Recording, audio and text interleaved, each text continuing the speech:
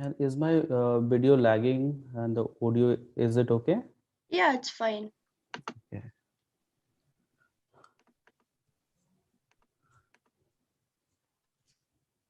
Okay.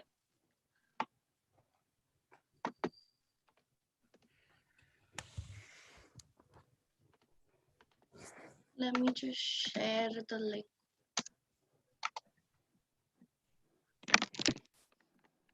Okay, I accidentally joined as the host. I'm gonna leave and join from my account.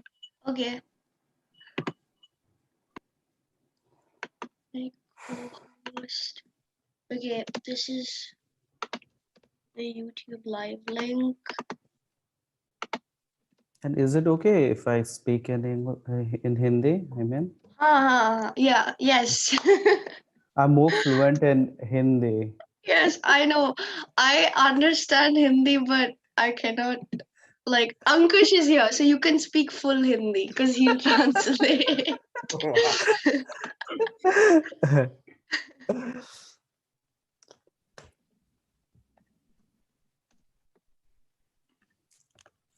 Next, the chapter 4 will be more interesting because Yeah, that will yes. be all language. So I will try to speak in my whole language that time. Ooh, Yeah, that would be amazing. okay. You just have to share the link with people and then I'll start. I Oh, got there is a definite lag on YouTube. I'm noticing it now. Yeah, there's a 5-minute lag, so you have to like Wow. mute that. Oh, I got a notification. Omkar Ganu has entered. yeah. So see, now there's like a waiting room, so I have to admit people to make sure it's like, yeah. So as if people join this call, I'll keep adding them. Okay. Okay.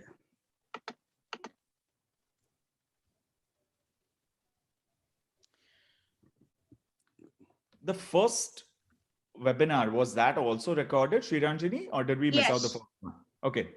All right. And that is also on the YouTube of Fridays for Future? Yes. I All right. think so. Let me just check. All right, let's start. How many are there now? I can see only 4 of us. Normally with YouTube, there's like a 5 to 10 minute lag. So, like in 10 minutes, it'll show like 15 people, something like that. But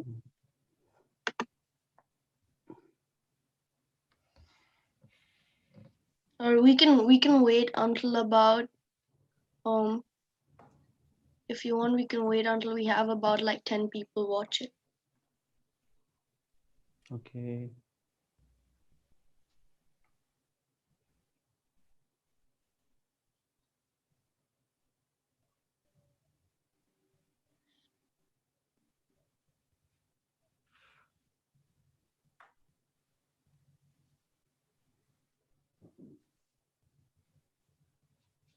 अंकुश भाई हाँ जी. अब बहुत जल्दी उठ जाते हैं ना आप ये अभी जो हम बात करें ये सब YouTube पे जाने वाला है. So we will keep it restricted.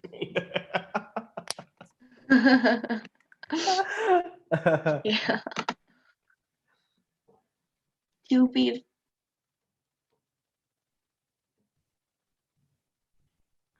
But Ashish, how's the situation of the lockdown now in Jadugoda? And are people staying at home? Have people started coming out more? What is the situation? The situation is normal. Lockdown is not so serious in Jadugoda. People are still coming out to buy vegetables. Like today, we bought fish in the market and we are cooking fish Okay. at home. Okay. So it's But normal. Yeah. are people gathering on the streets like they earlier used to do just to sit and talk and all? Or are they just going out, doing their business and going back home? No, the shops are closed. Nobody is going for any such works. And Okay. even in the market, they are maintaining the distance. Like they have made circles. Nice. Yeah, like but in the village, people are very normal. Sure. Like in my family, we are very normal. It does not feel like we are having a lockdown. Makes sense. Makes sense. All right, Okay. we can start, Sriranjani. Yeah, I think we can start. People will join. Go ahead, Ashish. Good luck. Okay. Hello and जोहार। उम्मीद करता हूँ आप सब घर पे सही है और इस लॉकडाउन में कुछ ना कुछ तरीके ढूंढ लाए हैं अपने आप को बिजी रखने के लिए, और वैसा ही बिजी रखने के लिए हम लोग आप लोगों के लिए ये वेबिनार सीरीज लाए हैं आप लोगों के लिए। तो आज हम लोग जो टॉपिक पे बात कर रहे हैं ये बहुत ही इम्पोर्टेंट है और ये आदिवासियों का एक सबसे महत्वपूर्ण टॉपिक है और इस टॉपिक को हम लोग बिल्कुल इग्नोर नहीं कर सकते हैं। तो आज के टाइम में जो हम लोग जो फॉरेस्ट की बात करते हैं, ये जो जंगल है, ये जो फॉरेस्ट है, वो आदिवासियों के लिए क्या है। जैसे कि मैं मेरा परिवार है, हम लोग जंगल के नजदीक रहते हैं। मेरा घर जो है 15 टू 14 टू 15 मीटर दूर पे है, और मेरा जो परिवार है, मेरा जो परदादा लोग है, वो इस जंगल में, इस फॉरेस्ट में लगभग 70 इयर्स से रह रहे हैं। और ये उस वक्त की बात है जब भारत सरकार बनी भी नहीं थी। The government was not there, मतलब बिल्कुल थी ही नहीं। उस वक्त से मेरे परिवार रह रहे हैं। और आज आज के वक्त में जैसे कि मैं 4th जनरेशन पे हूँ, मेरे परदादा, फिर मेरे दादा, फिर मेरे फादर, और मैं अभी 4th जनरेशन में हूँ। तो मेरा जो पलना बढ़ना हुआ वो एकदम गांव पे हुआ, जंगल के सामने हुआ। और मुझे बहुत अच्छा लगता है जंगल और ये गांव पे रहना। जब मैं छोटा था, तब सवेरे मेरे पापा उठने के बाद मेरे पापा मुझे लेके जाते थे जंगल, ऐसे मॉर्निंग वॉक पे। तो मेरे फादर जंगल जाते थे और जंगल से कुछ दातून तोड़ के लाते थे, जो साल का दातून होता है ना, वो तोड़ के लाते थे। तो हम लोग वो दातून यूज करते थे। उसके बाद पिताजी मेरे लिए एक फल तोड़ते थे, जो केंदू, हम लोग यहाँ लोकल में उसे तिरिल फल बोलते हैं। वो तिरिल तोड़ के लाते थे। तो मुझे जंगल की जो सबसे अच्छी बात क्या लगता है कि हर सीजन में जंगल में वैरायटीज ऑफ फ्रूट्स मिलते हैं। जैसे अभी के टाइम में मैंगोज मिल रहे हैं। अभी के टाइम में जो तिरिल फ्रूट है वो मिलती है। और एक फ्रूट है जिसे हम बोलते हैं तारो, इसे चिरंजी भी बोला जाता है हिंदी में, और कोई कोई लोग उसे चार पक्का भी बोलते हैं। तो ये फल जो है जंगल पे मिलते हैं, और अक्सर हम लोग क्या करते हैं गांव पे, बच्चे लोग जो है, चलो अभी जंगल पे ये फल लगा हुआ है, और हम लोग जाते हैं, तोड़ते हैं और मजा आता है। और ये तिरिल जो है, ये जो मेरा गांव जो है, ये पूरा ये जो तेंदू फल है उसके लिए फेमस है। और कभी कभी मेरे दोस्त लोग खुद कॉल करके मुझे पूछते हैं कि आशीष भाई अभी तिरिल फल हुआ है कि नहीं, हम लोग आ रहे हैं खाने के लिए। तो ये जो है कि जंगल में बहुत सारे फल मिलते हैं। और दूसरी बात ये है कि हम लोग गांव पे जो लोग हैं, परिवार लोग हैं, हम लोग फॉरेजिंग के लिए जंगल जाते हैं। कुछ भी सब्जी लाते हैं, सब्जी यानी कि बहुत तरह तरह की सब्जी मिलती है। जैसे इतनी सारी सब्जी मिलती है कि मुझे उनका हिंदी टर्म और इंग्लिश टर्म भी नहीं मालूम है। लेकिन एक वाइल्ड फ्रूट्स हम लोग बोलते हैं, वाइल्ड वेजिटेबल्स बोलते हैं। जैसे एक ओचन फ्रूट मिलता है, वो जंगल में ही मिलता है और हम लोग उससे लाते हैं। और कुछ साग लाते हैं हम लोग। साग इतने सारे लाते हैं हम लोग कि उसे गर्मियों के वक्त पे हम लोग उसे ड्राई करते हैं और उसका पाउडर बना करके घर पे रखते हैं। और वैसा ही साग है जैसे कि, और एक कुछ वाइल्ड बेरीज है, वो भी लेके आते हैं। और खासकर फेस्टिवल्स के समय में हम लोग गांव जंगल जाते हैं साल पत्ता लाने के लिए। जो साल की जो पत्ते हैं उसे लाते हैं घर पे, उससे साल की पत्तों से हम लोग प्लेट्स बनाते हैं, उस पे खाना खाते हैं। और हमारा हर जो त्योहार है, हर एक त्योहार, आदिवासियों का त्योहार पे हम लोग पत्तों का इस्तेमाल करते हैं। जैसे कि कुछ प्लेट्स बनाते हैं, कटोरा बनाया जाता है और उसमें ही हम लोग जब पूजा होता है तो वही पत्तों पे ही हम लोग कुछ दान देते हैं, अपने पूर्वजों को अर्पित करते हैं। और वो पत्तों के बिना हम अपना जो पूजा है वो कंप्लीट नहीं कर सकते हैं। और बोला जाता है कि अ, हमारे जो एंसेस्टर्स हैं और हमारा जो मारंगबुरु है, वो मेटल का प्लेट पसंद नहीं करते, उन्हें साल का पत्ता ही पसंद आता है। और एक पत्ता है जो बहुत ही इम्पोर्टेंट है, जिसे हम लोग रूम सकाम बोलते हैं, रूम पत्ता, वो भी हम लोग लेके आते हैं।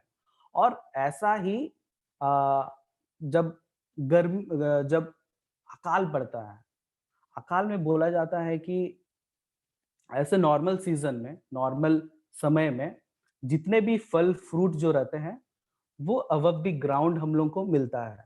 लेकिन अकाल के वक्त में जंगल जंगल जो है, जो फॉरेस्ट है, फॉरेस्ट में रूट्स मिलते हैं। तो अकाल के वक्त में जितने भी रूट्स हैं, वो आपको बिलो द ग्राउंड मिलती है, अंडर द ग्राउंड।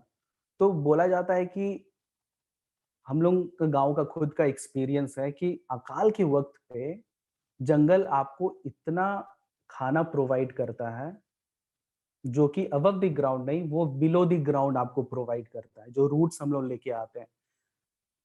जो स्वीट पोटैटोज़ जो आप बोलते हैं, आपको एग्ज़ाम्पल दे रहा हूँ, जो स्वीट पोटैटोज़ की तरह ऐसे जो रूट्स है, तो वो जंगल से ही हम लोग लेके आते हैं। तो इससे पूरा साफ मालूम चल जाता है कि जो जंगल है, हम लोग उसमें फुल्ली डिपेंडेंट हैं। हम लोग जंगल से हम लोगों को वो हर चीज़ मिल रहा है, जो हम लोगों को चाहिए।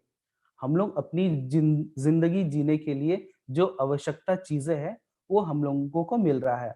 हमारा पूजा-पाठ से रिलेटेड सारी चीज़ें मिल रही है, जो पत्ते हैं। अकाल के वक़्त भी हम लोग जंगल के बिना नहीं जी सकते हैं।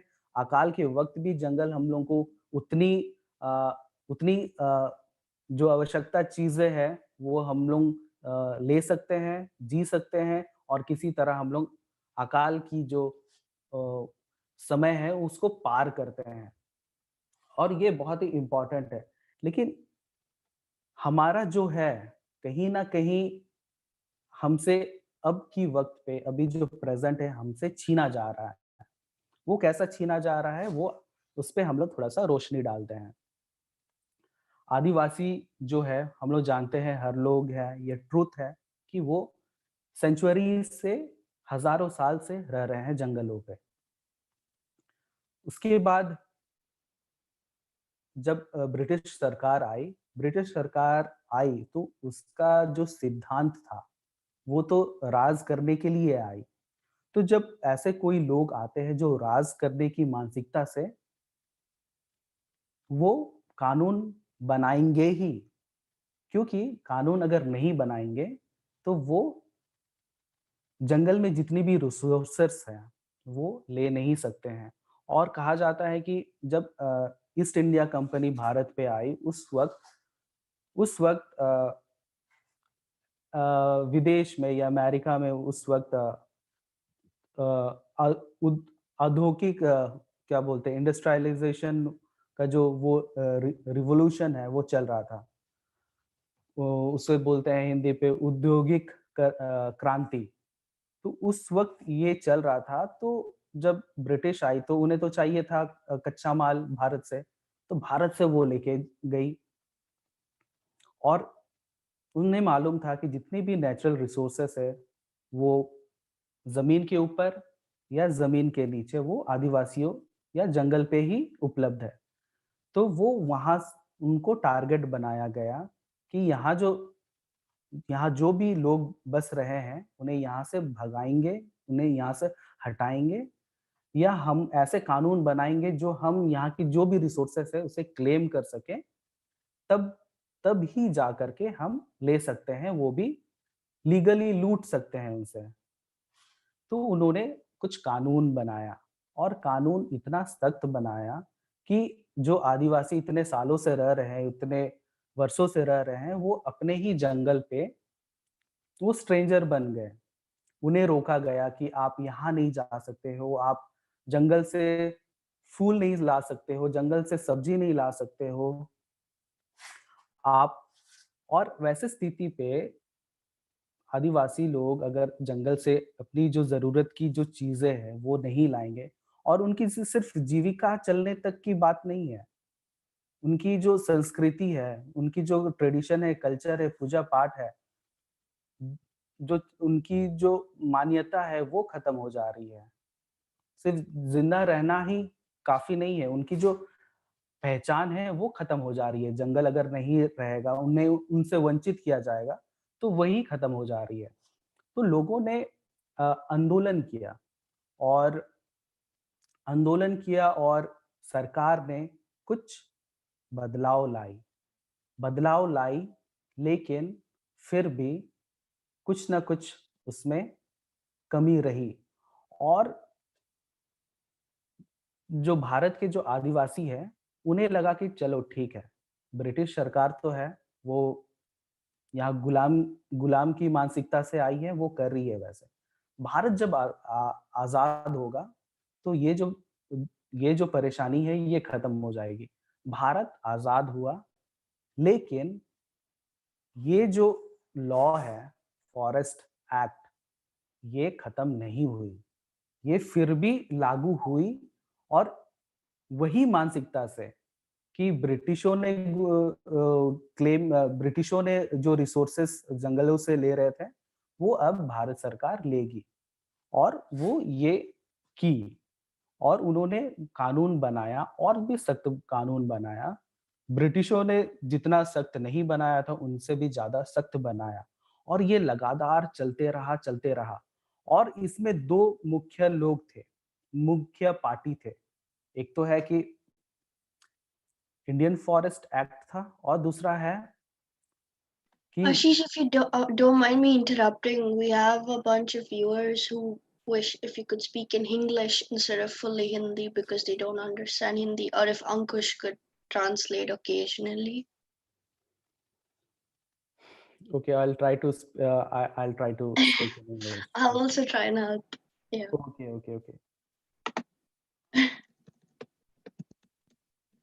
Okay, I thought everybody Nah, we have a lot of viewers from Chennai today. Okay. Yeah. So they want me to start it again from the beginning? No, not from the beginning. Just mix. So Hindi and English, Ashish, if possible, Yeah, speak both. a little bit in Hindi and then just kind of say that again in Okay. English, if possible.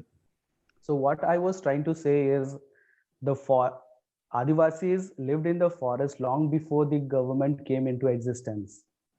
So the British came and they made rules, and the Adivasis thought that, yeah, the British rulers are not good. They are tend to make these laws, but after that, they were expecting that after the independence of India, this will not continue.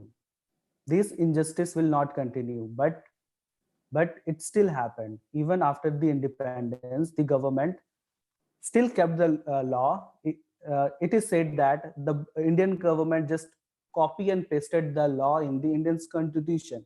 It did not make much changes, and it's still happening. The injustice is still happening. But people, the Adivasis, are still going through that difficult phase still today. And बोला जाता है कि ये जो injustice हुआ 90, जैसे मैंने कहा था, I mentioned 2 names, like the Indian government and the Wildlife Act, in the Indian Forest Act and the Wildlife Conservation Act. These two groups are the only responsible for making those laws. Indian और ये 2 लोग। तो ये जो injustice हुआ, the injustice continued from the independence till today. But lots of protest and agitation happened, lots of tribals and lots of people who are concerned about Adivasis, they spoke on behalf of Adivasis, and protest all over the India arose. और ये हुआ कि हाँ, the government accepted that, the Indian government accepted and Supreme Court accepted that yes, we did injustice to the tribal people who are forest dwellers, who are living in the forest for so many centuries. और इसलिए in 2000 और इसलिए जो forest act 2006 जो बनी, ये उनको ownership दिलाने के लिए, अभी जो लोग हैं, जो नॉर्मल लोग हैं, जो शहर पे बस रहे हैं, जो जंगल से माइग्रेट होकर के दूसरे जगह बस रहे हैं, the people who have migrated from forest and are staying in cities, so they have in 1964 they had a settlement and they have a full documents that they have a proof, but the people living in the forest, they don't have any proof.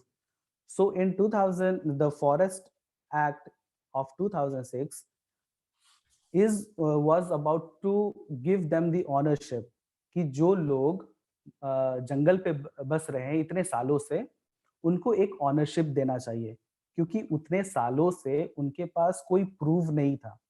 अब तो लोग वहाँ हजारों साल से रह रहे हैं, उनके पास ऑनरशिप नहीं है, लेकिन जो शहर पे बस रहे हैं उनके पास प्रूफ है.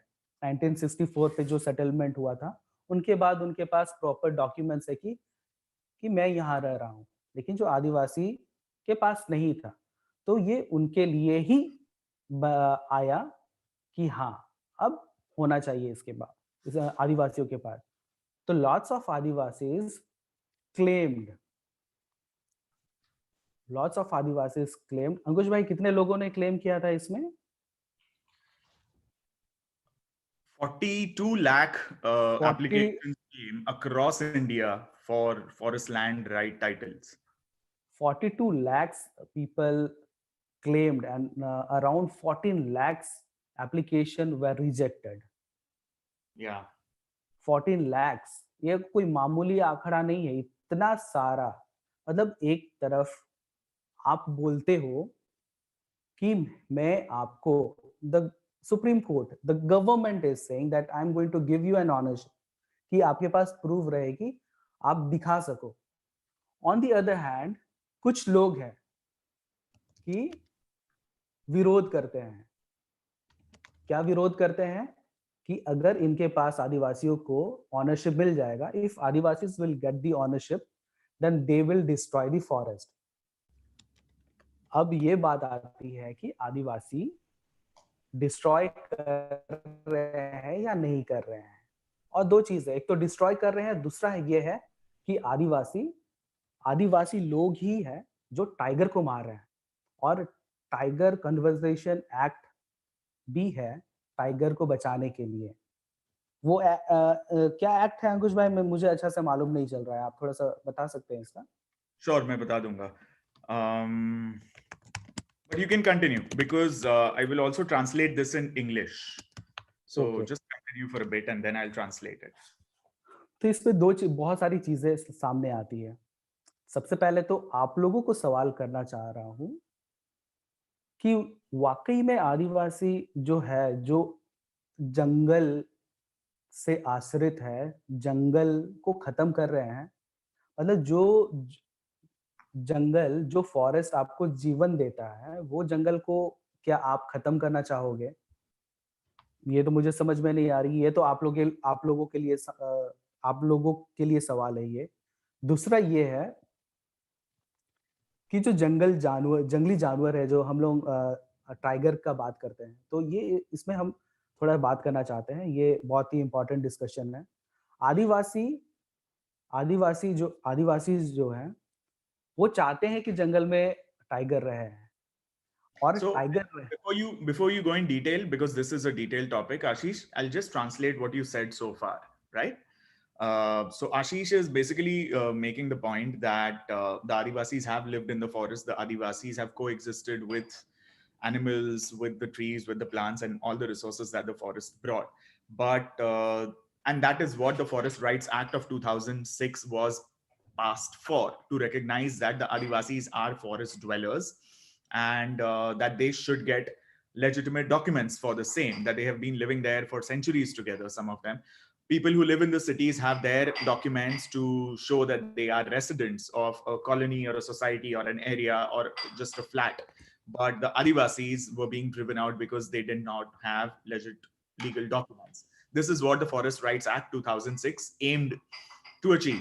And about 42 lakh applications were given from across the country. Out of that, about 19 lakh applications stand rejected because of multiple reasons. And there is a proper structure for the implementation of the Forest Rights Act, which starts from the Gram Sabha, from the village level, and then it goes to the taluka, district, center, state, and center as well. Ashish is now speaking about the correlation of Adivasis with wildlife and specifically tigers. So, Indian Forest Act, which takes care of India's wildlife and forests, was pre-existing. This was constituted by the British, and then the Indian government passed the National Tiger Conservation Authority, or the Project Tiger was basically passed in 1973. And from then onwards, the forests where tiger population was seen in India were designated as absolute sanctuaries, to protect the tiger. And then, I mean, the government was then like, oh, we will do anything necessary to protect the tigers. And now Ashish will continue. What Adivasis believe is, if there is a tiger in the forest will be more protected. और यहाँ पर कोई भी गांव पे हम लोग कभी कभी सुनते हैं कि इस जंगल पे शेर आया है या चीता आया है, तो उस एरिया पे लोग जाते ही नहीं है, उन्हें अच्छा लगता है कि हाँ। और पहले के वक्त पे, ये तो अभी हाल फिलहाल का बात कह रहा हूँ, अगर आज से 50 साल पहले की बात करूं तो टाइगर्स जो एनिमल है वो अगर जंगल पे है तो लोगों का विश्वास है, दे बिलीव दैट हाँ कि jungle is protected, the forest is protected.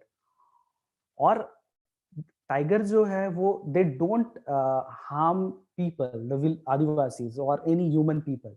वो क्या करते हैं, जो पालतू जानवर है गांव पे, और जैसे कि घर पे जो गाय है, बैल है या जो बकरियां हैं, जंगल से शेर आता है और ह्यूमन पे नहीं, वो बैल या जो बकरी है उन पे अटैक करता है, वो उन्हीं को अटैक करता है। और मान लीजिए कि कोई भी शेफर्ड है जो जंगल जाता है, वो जंगल जा करके जो चराने के लिए जाता है जो गाय और बकरियों को, अगर मान लीजिए वो वहां जंगल पे टाइगर है, तो वो टाइगर ह्यूमन को नहीं अटैक करता है, वो जानवर को ही अटैक करता है। ऐसे परिस्थिति पे अगर टाइगर, ऐसे परिस्थिति पे ही वो अटैक करता है जानवर, ह्यूमन को। अगर वो घायल है, वो हिरन को पकड़ नहीं सकता है, वो दौड़ नहीं सकता है, वैसे मजबूरी में ही वो ह्यूमन को अटैक करता है। तो ये लोगों को मालूम है। और आदिवासियों में एक कहावत है, बिरसा मुंडा ने बाघ मारा था, और आज के बाद कोई भी आदिवासियों ने बाघ नहीं मारा। और बाघ को मारे क्यों, जब हमें कुछ फायदा ही नहीं है। फायदा तो है कि हाँ जंगल को बचा के रख रहा है, और आदिवासी को फायदा नहीं है। फायदा किसको है मैं बताता हूँ। फायदा उनको है जो जू के लोग हैं। आप देख लीजिए, इंडिया में 53 जू है, वहां पर टाइगर तो है। टाइगर को कहां से पकड़ के लाया गया है? जंगल से। किसके जंगल से? जहां आदिवासी रहते हैं या जहां टाइगर्स हैं। और टाइगर्स का लाइफ स्पैन 14 to 15 ईयर्स रहता है। और मान लीजिए 15 ईयर्स के बाद अगर टाइगर मर जाता है, तो उसको रिप्लेस करने के लिए टाइगर कहाँ से लाया जाता है बताइए? वो लोग फिर से जंगल से ही लेके आते हैं। तो ये जो जू है और सेंचुरी जो है, ये एक बिजनेस है उन लोगों के लिए जिनको प्रॉफिट है, और वही लोग पकड़ के लेके जाते हैं। बदनाम आदिवासियों को किया जाता है। और दूसरी बात है, टाइगरों का काला बाजारी होता है। उनका नाखून से लेकर, उनका चमड़ा से लेकर, उनका जो मूंछ है, उनका काला बाजारी होता है। और काला बाजारी सबसे ज्यादा फॉरेस्ट डिपार्टमेंट ही करता है, वाइल्ड लाइफ ही करता है सबसे ज्यादा उसका काला बाजारी। आदिवासियों को फायदा ही नहीं है टाइगर से, और वो टाइगर के क्यों मारेंगे? और ये बात लोग सबको मालूम है, लेकिन स्वीकार नहीं करते हैं। लेकिन फिर भी आदिवासियों को बदनाम किया जाता है। अंकुश भाई, can you translate it? Sure, sure. So Ashish was saying that the Adivasis coexist, live with tigers and other wild animals in the forest. And so the Adivasis who live in the forest realize that the tigers or any of the wild animals would come to the village or the habitation to maybe feed on goat or sheep or cattle, but that they are not really going to harm humans. And this is what was always known. The people who live in the forest, they know this. So there is nothing that they would actually despise the tigers or other wild animals for. He also spoke about how Birsa Munda was known to have killed a tiger. And I mean, that was possibly the only Adivasi who may have killed a tiger, he says. And there was, otherwise there was no other reason. There has never been a reason that Adivasis will harm the tiger, because there is no harm from them to the communities who are living in the forest. He also says that it's actually the people in the cities, the zoos or the sanctuaries which have tigers as exhibitions, who stand to gain from capturing tigers from the forest. And there's also a lot of illegal trade of almost every body part of the tiger, which is thriving. And again, the Adivasis who live in forests, in villages, in these communities hardly have anything to gain from any of these trades. And the market interests of people who are in cities or who are elsewhere, those are the reasons which may cause a decline in the tiger population, or which may cause hunting of tigers or poaching of tigers. But it is never really the Adivasi communities who are taking part in this. And I just wanted to add with what Ashish is saying, ki, some of you may know that Mumbai, RA colony in Mumbai, is the world's only metropolitan city which has leopards who live inside the metropolitan. National Geographic has done multiple documentaries on this, and the world's leading photographers, videographers have documented this. And we work very closely with the Adivasis of Mumbai as well. And they tell us repeatedly, they have temples to honor Vaghoba. It's actually a leopard, but they call it Vaghoba. And so they have temples in which they have sort of shapes made of Vaghoba, and they worship it. And they say that the Vaghoba protects the forest, and the Vaghoba is our elder brother. And just like people would offer something to, say, Lord Ganesha or something, they would offer their respects to Vaghoba. And they realize the coexistence of the Adivasis with the leopards. They realize that the construction lobby in Bombay has completely killed forests in Mumbai, and which is what puts pressure on the leopards. So they worship, they respect, almost like an elder brother or an elder in the community. That was just in addition to what Ashish said. These are just a few examples of how the Adivasis coexist with wildlife. Go on, Ashish, please. इस पे एक mention करना चाह रहा हूँ कि फिर भी एक ब्लेम आता है आदिवासियों पे कि आदिवासी समाज जो है वो हंट करता है जानवरों का। तो ये समझ में आना चाहिए कि आदिवासी टाइगर्स और लायन का हंट नहीं करता है। हम लोग साल पे आदिवासी समाज हंट पे जाते हैं, लेकिन हंट जो होता है वो ट्रेडिशनली होता है। और ट्रेडिशनली हंटिंग में आप ऐसे जानवरों को नहीं मार सकते हैं जो बहुत ही इम्पोर्टेंट है। वैसे जानवरों को ही मारा जाता है, और बहुत कम यानी कि आपको बता रहा हूँ, एक दलमा सेंचुरी है, दलमा यहाँ जमशेदपुर में होता है क्या है कि वो जो पूरा जो जंगल है वो हो कम्युनिटी का, it belongs to the Ho community people. And there's a person named called Rakesh Hambrom. He is called the Dalma King, Dalma Raja of Dalma Forest.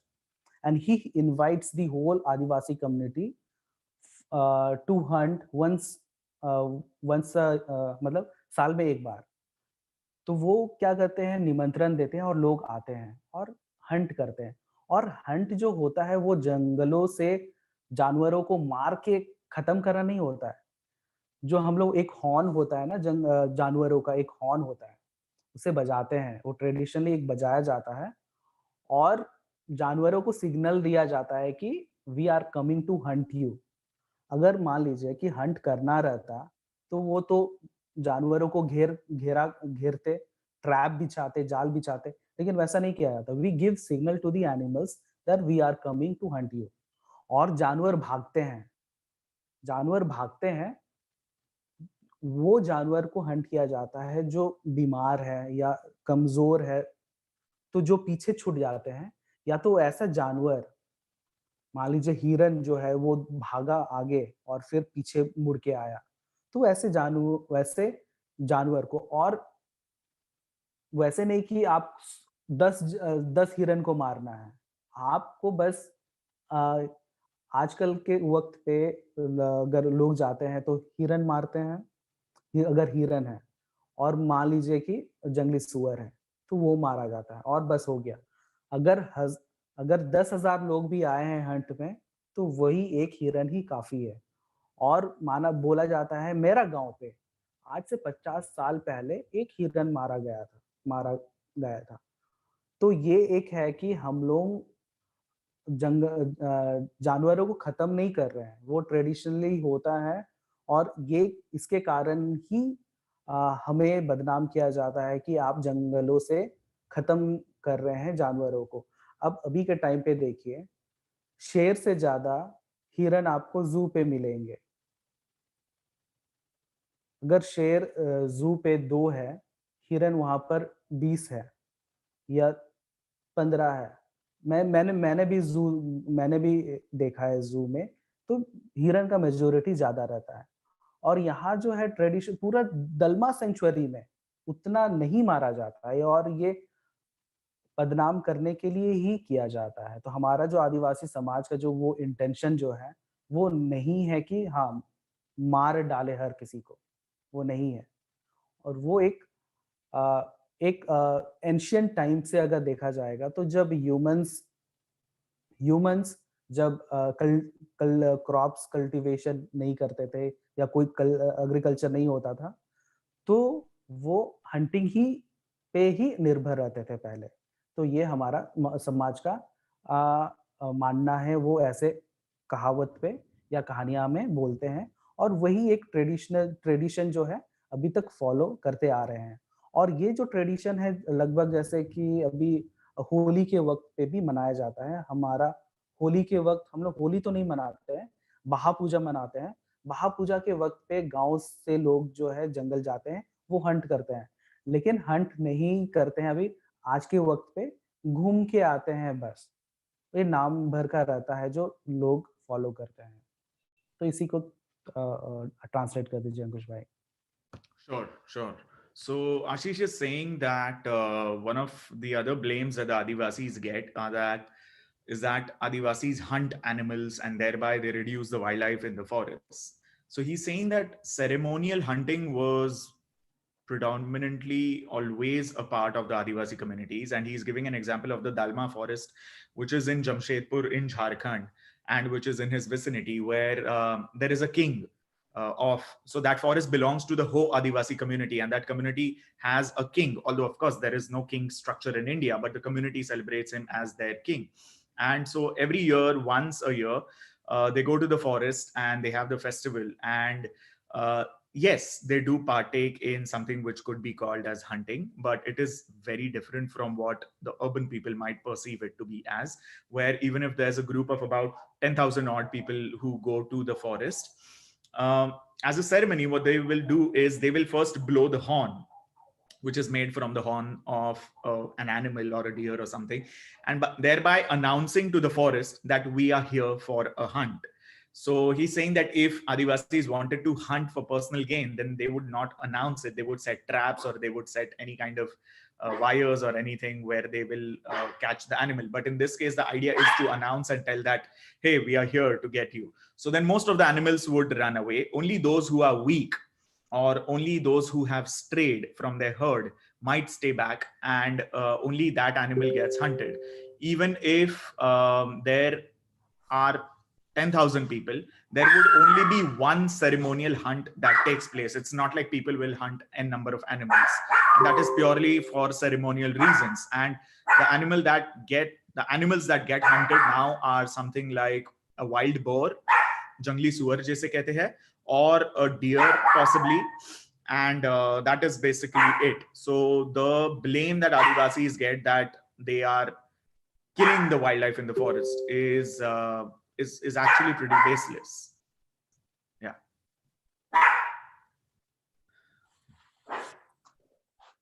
तो इसमें ये अभी हम लोग ये अभी इस कंक्लूजन में पहुंचते हैं कि जो 2000 की जो फॉरेस्ट एक्ट है, उसमें यही मुद्दों को सामने लाया गया कि आदिवासी जो पिटीशन जो वाइल्ड लाइफ ने किया कि हाँ, इसे ये ऑनरशिप नहीं मिलना चाहिए आदिवासियों को, और हम लोग इसमें पाबंदी लगाना चाहते हैं।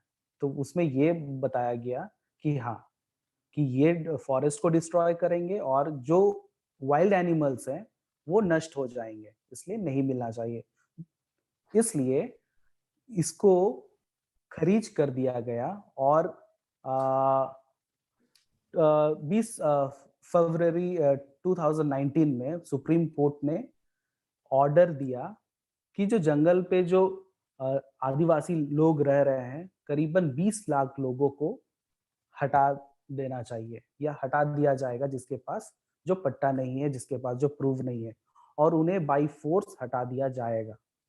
और ये इससे पहले भी वो किया गया है आदिवासियों के साथ, जैसे कि एक 2014 में 450 फैमिलियों को जो बाएगा कम्युनिटी और गोंड कम्युनिटी से बिलोंग करते हैं, उन्हें फोर्सफुली हटाया गया। ये हुआ था मध्य प्रदेश में। और भी एक एग्जाम्पल है, अप्रैल 2017 में करीबन 156 फैमिलीज को हटा दिया गया था, ये तत्कोला और सरगोडू फॉरेस्ट रिजर्व, ये कर्नाटका। तो मतलब कि आदिवासियों, मतलब जंगल में शेरों के लिए जगह है, वहां शेर रह सकते हैं, लेकिन जो इंसान है वो जंगल पे रहने लायक नहीं है, ये कहती है भारत सरकार। So Ashish is saying that the Indian government has in multiple cases caused evictions in the name of tiger conservation. Achanak Mar Tiger Reserve in Chhattisgarh is one such example, where in fact Adivasi Lives Matter has gone and done a documentary where the communities are forcefully evicted from the villages in the name of in the name of tiger conservation. Very funnily, the government doesn't realize that before the Project Tiger started in 1973, which were the communities who saved the tigers in the first place from the poachers or from everybody else. The government doesn't really think about any of that. And he's giving examples of a couple of other wildlife sanctuaries, national parks, where Adivasis have been evicted, continue to be evicted. And this, I'm just adding to what Ashish said, that this is an extremely big battle that the Adivasis are unfortunately forced to fight. What the wildlife conservation business, I call it business, knowing fully well that they present themselves as non-profits, but it's a business. The wildlife protection business has pitted Adivasis against wildlife, which is not true, right? So it's, I mean, in the urban person's mind, it is that, oh, it's either Adivasis or wildlife in the forest. And this whole term of creating inviolate wildlife spaces where nobody is going and disturbing anything in the forest, it's an extremely urban concept. It's an extremely north of the globe concept where people don't coexist with wildlife. Ashish has spoken about his family, and there are millions of families in India who have always coexisted with wildlife, taking only as much from the forest as is required and not looting the forest, like we see the, unfortunately, some of the forest bureaucracy itself being a part of the loot. And this is something which is a very, very, very important point that people have to understand. So what Ashish said earlier, the argument that was made against the Forest Rights Act was that if Adivasis are given forest land title, the wildlife will be finished from this country. What people don't realize is that Adivasis under the Forest Rights Act are not asking for a fresh patch of land. They are merely applying for land title for the land on which they have been living for centuries together. It's not like you go in a new area and you say, hey, I want 4 hectares of this land, so give it to me under forest land title. It is not like that. And that is where the biggest confusion of the law is in urban people or wildlife conservationists. They think this is a land distribution act. It is not a land distribution act. No new land is being distributed to the people. It is only a land recognition act. The land which is already held by the family, only you're getting a document to ascertain that. Nothing else is changing. No land will be lost from the forest of India, or no land will be lost from the cities of India. Nobody is going to vacate cities of India and give lands to Adivasis. That is not going to happen. So this was just something that I wanted to add to what Ashish said. Ashish. I would like to talk about Jadugoda and who Jadugoda is a victim of this laws. कि सरकार जो है, जो खनिज जो लेना चाहती है, वो कहाँ से ले रही है और क्यों ले रही है, आपको बताना चाह रहा हूँ। एक तो है कि सरकार को लगता है कि प्राकृतिक उतनी मान्यता नहीं है। प्रकृति की मान्यता इसलिए है क्योंकि वो हमें खनिज पदार्थ दे रही है और उसके नीचे पे है। उनके लिए ये पेड़ पौधे, उनके लिए उतनी अहमियत नहीं रहती है। उनके लिए ये अहमियत नहीं है कि ये हमें पेड़ पौधे जो ऑक्सीजन प्रोवाइड कर रही है, ये पेड़ पौधे जो है ये पूरा इकोसिस्टम को बैलेंस कर रही है। ये पेड़ पौधे के कारण हमारा वाटर लेवल जो है वो है, उसके कारण ही हम लोग पानी, नदी की जो शुरुआत होती है वो जंगल से शुरुआत होती है। ये उनको नहीं दिखता है, वो नजरअंदाज कर रहे हैं। उनको क्या दिखता है? हाँ, जमीन के नीचे, जंगल के नीचे कोयला है, जमीन के नीचे सोना है, जमीन के नीचे यूरेनियम है और जादूगोड़ा पे यूरेनियम पाया गया, वो भी दुर्भाग्य से। और यहाँ पर आदिवासियों को डिस्प्लेस किया गया जंगलों से। पहले जादूगोड़ा का नाम जाड़ागोड़ा था। जाड़ागोड़ा है कैस्टर सीड, उस नाम से पूरा प्रसिद्ध था जादूगोड़ा। आज के वक्त में जादूगोड़ा में कैस्टर सीड आपको नहीं देखने को मिलेंगे। अब यहाँ पर आपको सिर्फ देखने को मिलेंगे uranium corporation of India limited, और उससे जो कचरा निकलती है उससे 3 टेलिंग पॉन्ड, कचरा मैदान आपको देखने को मिलेंगे। ये रियलिटी है यहाँ पर। और जो आदिवासी लोग यहाँ से डिस्प्लेस किए गए, आप अभी के टाइम पे सरकार जब प्राइवेट लैंड लेती है, कुछ भी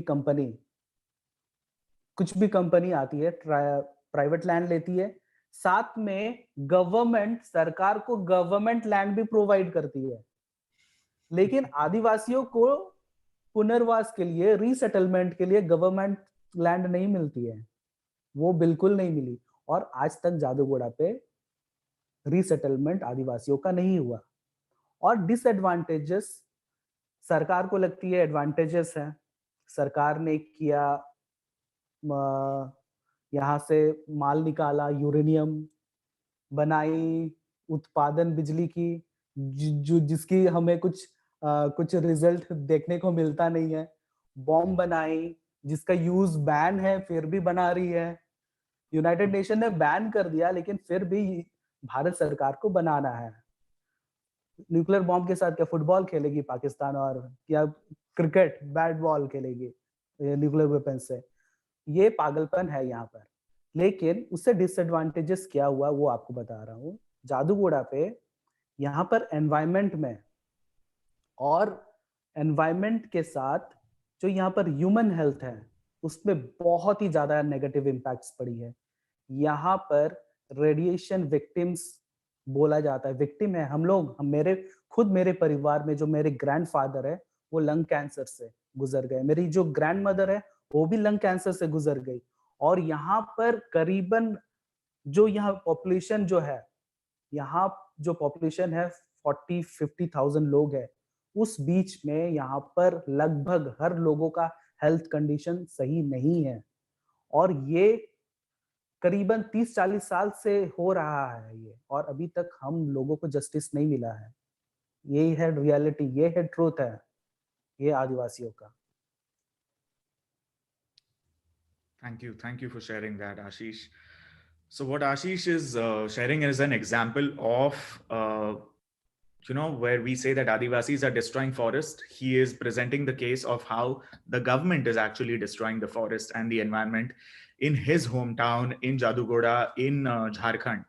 Jadugoda is a place where, and he says that Adivasis are more than happy with the forest across the country in most places, just because of the trees, just because of the plants and leaves and the food that you get and the water that the forest conserve and the oxygen that you get. But the government looks at forests from the point of view of resources. So the government looks at the coal or the gold or the bauxite, or in his case, in Jadugoda, at the uranium, which is found in the forest, in the community where he lives. He says the name of his place, Jadugoda, is an old name called Jadagoda, and Jada is castor, and there used to be forests in that entire village. But after exploring, the government of India found uranium under these lands, and today there is no castor to be found anywhere in that area. All forests have completely disappeared because the government has set up mining of uranium in that area. And what does uranium do? He's asking. The uranium is being used for electricity, which none of the Adivasis over there get any benefit of. They don't get electricity. The electricity goes to the cities. The uranium is used to make nuclear weapons. When there is a clear embargo, there is a clear ban by the United Nations on creation of nuclear fuel or anything of the sort.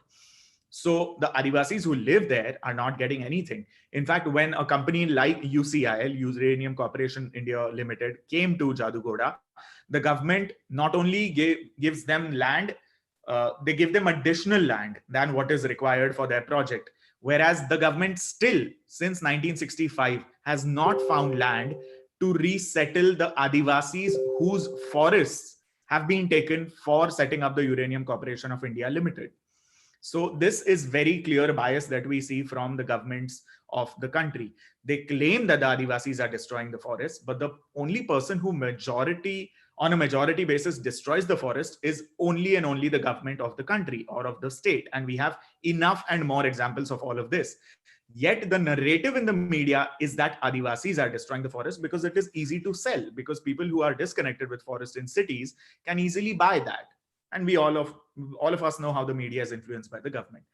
So what Ashish is saying after that is, because of the uranium plant in his community, not only have the forests been lost, but now instead of having the castor forest that they used to have, now what they have are dump yards, ponds in which the uranium waste is dumped in his community, in his village. Not very far from where Ashish lives, he has ponds of uranium waste, which very often overflow in monsoons, taking the entire uranium waste in fields of people, or in summer it all dries up and the dust of uranium is blowing across the villages, which I personally have seen when I have been to his village a few times, that the dust of uranium is flying here and there. In monsoons, it is overflowing here and there, and the cattle or the chicken or the goat, whoever drink that water, then fall ill or die.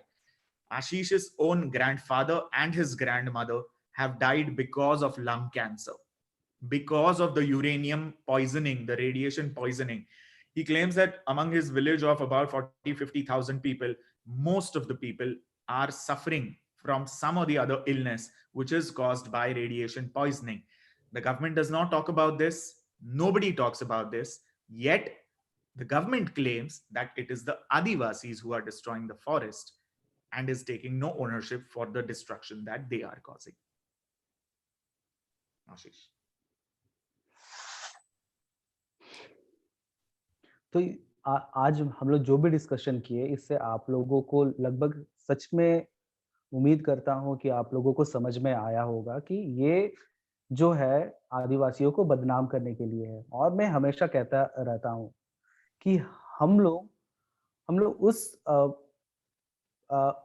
उस truth को हम लोगों को accept करना चाहिए जो वाकई में ट्रूथ है। वो ऐसा ट्रूथ, और वो कि हाँ जो एक प्रोटेक्टर है वो कौन है, वो हमें समझ में आना चाहिए। और वो जो क्लेम करता है कि वो प्रोटेक्टर है, वो मतलब कि वो बहरूपिया है, वो हम लोगों को समझ में आना चाहिए। तो बहरूपिया कौन है वो आप लोगों को समझ में आना चाहिए, और वो प्रोटेक्टर कौन है वो हम लोगों को एक्सेप्ट करना चाहिए। बस अगर हम लोग इतना ही एक्सेप्ट कर ले तो सॉल्यूशन हो सकता है। अगर हम लोग एक्सेप्ट नहीं करेंगे तो हम लोग सिर्फ आज की तरह डिस्कशन ही करते रहेंगे, और आगे भी करते ही रहेंगे, डिस्कशन ही होते रहेगा। बस अपने बात को यही तक रखता हूँ। आप सभी को मेरे तरफ से जोहार। So well said, Ashish. Yeah. I'll just translate this. So Ashish says that I think it's very important for all of us to recognize who is the protector of the forest and who is the destroyer of the forest. The destroyers are coming in different masks, in different camouflages, and masking themselves, posing themselves as the protectors. But if we do not recognize who the actual protectors of the forest are, then he says we will just continue to keep discussing it just like we are discussing today. We will just keep discussing it for years together. But unless we recognize who the true protectors are, unless we stand with the true protectors, the dialogue is not going to change. We might just keep siding with those people who are actually destroying the forest, yet blaming the protectors for destroying it. And it's amazing. I mean, he's saying it that you should figure it out by now who the real destroyers are and who the real protectors are, and that is when the change might actually begin. Okay. I'm gonna ask people if they have questions now. Sandeep has a question. Yeah. Shall I ask? Yeah. Ashish, thanks. That was very informative. ये चीज क्या है ना, मैं थोड़ा और depth में understand करना चाहता हूँ कि अभी जो फॉरेस्ट राइट एक्ट है, आपने कहा कि उसका अभी एग्जिस्टिंग लॉ से कॉन्फ्लिक्ट है ना, मतलब फॉरेस्ट जितने भी हैं पॉलिसी से, और फॉरेस्ट राइट एक्ट इम्प्लीमेंटेशन में हिचकिचाहट कहाँ है पर है? Is it at bureaucratic level? जैसे कि आपने बताया कि out of so many lakhs people who applied, 90, I think more than 95% was rejected. उससे ही connected दूसरी चीजें हैं, there are a lot of forest officials that I know in Karnataka, and some of them actually claim that a bulk of applications were by encroachers. मतलब वो कह रहे थे कि a lot of these commercial agriculturists who want to cultivate say commercial crops like ginger, they what they do is they encroach upon a land, they grow a lot of ginger, they destroy that entire land, then they go to another part and they cultivate. So basically what happens, because it is so lucrative to do this, they have encroached large tracts of forest lands, and a lot of them have applied for forest right acts, and they've just come to the forest maybe like recently, maybe 5, 10, 20 years back, but they claim to be tribal just because they want to have access to that land to do agriculture. How far is this true? Because a lot of forest officials actually talk about it with conviction. I mean, somebody who's in the city like me, I don't know what the real situation in the forest is. In broad principles, I completely agree with what you are saying. Tribals who have lived on these lands for generations, maybe thousands of years, maybe 10,000 years, they are the only ones who understand the forest. They are the only ones who care for it. They are the only ones who protect the wild animals. So how do we actually make out who's applying for this? Is it encroachers, as a lot of forest department officials claim? What is the reality behind this? अंकुश भाई, अब मुझे forward करे हो question.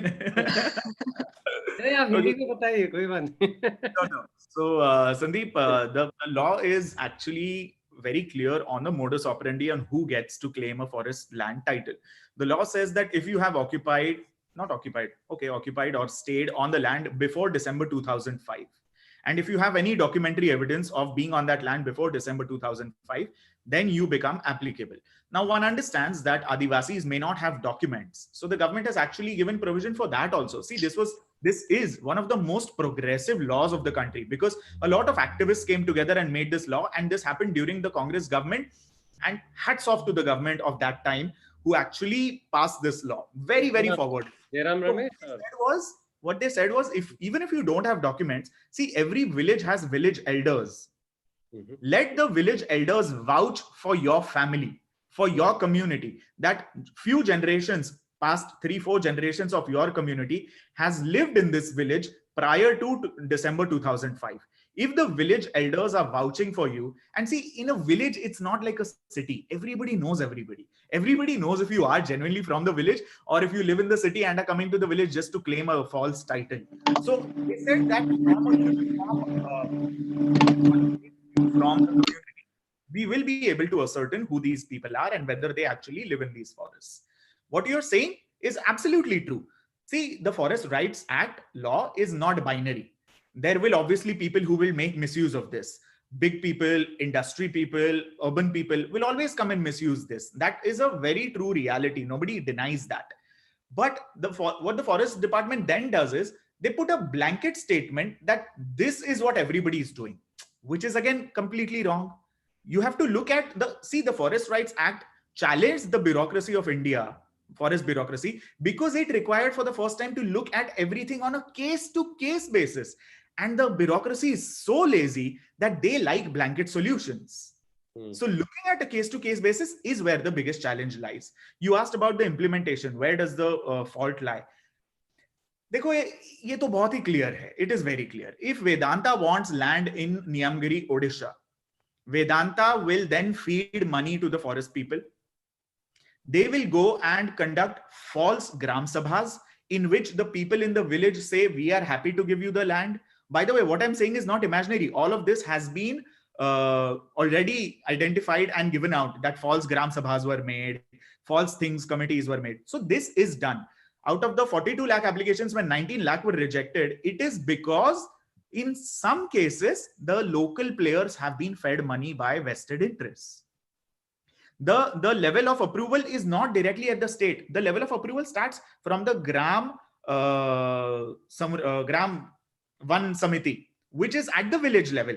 But if the Van Suraksha Samiti is fed by somebody else from the outside, that's where you start seeing things going wrong. So things have gone wrong at multiple levels. By the way, there is no, see, you need to understand the law. There is no scope in the law for rejecting, because the law gives you enough opportunities for reapplying and reapplying and reapplying.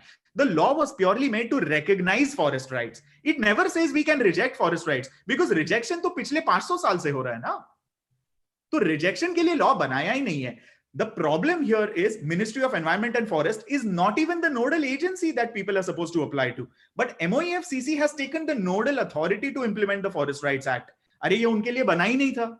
So there's a lot of hodgepodge everywhere in the entire implementation. And it is very clear to people like us why that is there. Because the forest bureaucracy, they want to take land. Why do they want to take land? They say it is for conservation, but they take land and then they open it up for mining. So this is a given and known fact among people. So the foul play is not imagined over here. The foul play, I mean, you can very easily connect the dots. And not just in India, everywhere in the world. You know, so how are the tribal communities countering this? I mean, by doing great question, superb question. And I wanted to add this to what Ashish said. 1784, the first armed revolt against British. 1784, 100 years before Mangal Pandey, Tilka Manjhi revolted against the British. You know why? Yeah, I know about the revolution. Yeah. Because the British were taking away forests and lands for mining and resources. Since 1784, the Adivasis have been revolting against the powers that be that do not take away our forests. Who knows about this? Nobody does. Even today, on a day-to-day basis, there are so many people on the grassroots. I'm aware of that, but that's pretty much as Ashish said, that's pretty much what we have been doing after this false freedom that we've got in 47. We are actually compounded what the British were doing. We are doing it at a much worse rate. The True. British, I think, reduced our forest cover by 50% in about 200 years. We've reduced the remaining 50% to almost, say, 10% in the last 70 years. So if you look at the scale of destruction, it's multiples of what the British were doing. So we are the actual colonialists. We are Sure. much worse than them. But the point is how, now see, the city dwellers don't care. Of course not. How well organized are the tribal communities in Yeah. terms of litigation? Have any PILs been filed? Oh, absolutely. If Absolutely. So- MOEF has grabbed the nodal agency function, has that been questioned in a court of law? Is anything happening to and also this huge number like of what are you doing to correct that, you know? Yeah, great question. And then we'll stop your question here because we'll also give other people the opportunity to ask question. I'll just answer very briefly. Few organizations, by the way, when in 2008, a few wildlife NGOs filed a petition against the Forest Rights Act. In this last February 2019, the Supreme Court actually said, okay, 20 lakh families will be evicted from the forest, which means 1 crore Adivasis will be evicted from the forest. Nobody knows where they'll go, but just evict them because anything, throw them in the ocean or let's send them to Mars. Sab aise abstract mein baat karte. So 21 applications were filed against that order, 21 across the country. CJP, Center for Justice and Peace, is an organization which is doing very good work in the forests of UP. And they have done this. The Adivasis themselves, Sukalo and Kismatiya Gond, have themselves filed these petitions. Then a lot of petitions have come from this organization that we work very closely with, Ekta Parishad. Ekta Parishad is a coalition of organizations across India which work with the landless, homeless, Adivasis and farmers. Then the MKSS, Mazdoor Kisan Sangharsh Samiti, they have been working. So it's a lot of coalitions. See, Sandeep, what you ask is a brilliant question because a lot of organizations that work with Adivasis are not well known like Oxfam and Greenpeace. So again, the urban people will never actually go and donate or volunteer or post on social media about it. Right? The Adivasi movements and Adivasi struggles, because of geographical reasons and other reasons, are very, very away from the media. And maybe because they are also shy of talking to the media. But that's where pages like Adivasi Lives Matter, Adivasi Resurgence, these pages come into fore because that's what we do. We amplify these struggles. But there's great work happening. You should follow this Twitter handle called Forest Rights Act. They are constantly talking about this. It's a coalition of organizations from Odisha. Vasundhara is an organization from Odisha. They filed petitions against it. So a lot of collective effort came forth. Pro bono lawyers came forth. HRLN, Human Rights Law Network, they filed cases. In fact, they were one of the main lawyers who was fighting. Colin Gonsalves was a key lawyer who was petitioning on behalf of the Adivasis. So very prominent lawyers have come forth. They are offering their services for these things. And it's a long struggle. The government of BJP knows that they have jumbled up in this, which is why the hearing that was supposed to happen, it's constantly being pushed. June mein hearing hone wala tha 2019 mein. We are sitting in April 2020. The hearings are just being pushed forward because they know that they have jumbled up. This is a huge mess. They realize it. But thank you for your interest. You can message us later and ask more questions about this. But great questions. Thank you. Okay, if after the other questions, I'd like to I have a question on the narrative, but I'll wait for the others to finish. Sure. Sriranjani.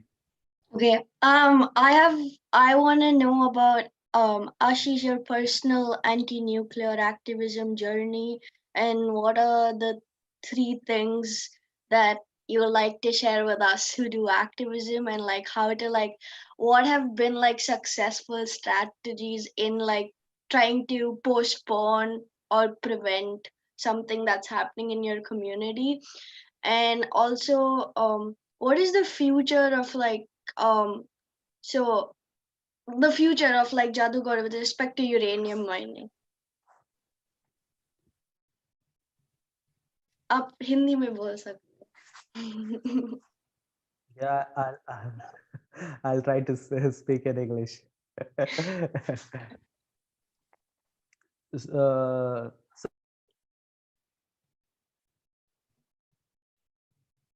Your screen's frozen. Yeah, he's back. oh, someone was calling me. Oh, Yeah, so in Jadugoda, the uranium mining started in 1967, and after that, all the problems started. So the Adivasis, the government, according what we assumed is, according to government, government thought that it's very easy to mine uranium in the Adivasi land because they are uneducated, and they will never know about radiation. If even if we uh, do the mining and dump the uranium waste in the Adivasi land, it will take years for or generations for them to know about radiation. But luckily, my father came to know in 20 years back about radiation, and the credit goes to the Anumukti, one of the magazine that used to be published in Gujarat, Gujarati magazine. And also the credit goes to the Hiroshima, because about Hiroshima, everyone knows about radiation hazards, and everybody know, the whole world knows. And from also we can take examples of Chernobyl. So looking at these examples, my father came to know, and he started protesting in Jadugoda, and he formed a group of people. Uh, and my father was from a activism background, because he was the uh, active protester in the Ajsu Andolan, all Jharkhand Student Union. So from that time, he had that leadership quality, and he's, he founded an organization, and from that organization, and I also belong from this activism background. So I started this work. I gained some knowledge, and all the, whatever I'm speaking today, whatever activism or whatever quality I have, all I have inherited from my father. So the whole credit goes to my father. So right now what I'm doing is, for awareness, I have looked on a different level of protest. Like right now I am uh, taking journalism as a tool, my camera as a tool. Like they say that our stories and our histories are written by non-Adivasis. So what I am trying to do is, an Adivasi boy is trying to tell its own story. So right now I am uh, uh, uh, क्या बोलते हैं इसको, I am giving tuition to myself. Like I am trying to write stories, and I have done uh, some work uh, in the year of 2013. I have taken some photographs, and I have continuously done documentation on Adivasi problems, like not uh, I, I am doing a photo story on Adivasi issues, and also on Adivasi culture. And this radiation is a part of Adivasi issue. So I have covered this, and I have tried to tell through my stories, and I have done some exhibitions, and it has been well recognized. Uh, like in I have done exhibition in Japan, and in Canada and Brazil, and lots of people have come to know about Jadugoda. And I think that from my point of view, and in this 21st century, there are two types of protesting. One you do is you can do dharna. Yeah, you can do dharna on the streets with lots of people. And one is on today's, in today's, I think the content creation and digital storytelling is more impactful. And imagine if more Adivasi, like I'm the only person doing stories from Jadugoda. Imagine if 100 of Adivasi start doing like what I'm doing now, will create more. And if thousand people or 100 people start tweeting about this radiation issue, then that will make more impact. If 100 people will tag PM or tag UN or tag Trump or tag wildlife or tag whoever you want, that will make more impact. That will make much more impact than doing dharna, according to me. Lovely. Wow, thank you. That was really nice. And the second the second part of my question was about the future of uranium mining in Jadugoda. Uh, see, from 1945, from the time of explosion that happened in Hiroshima, this nuclear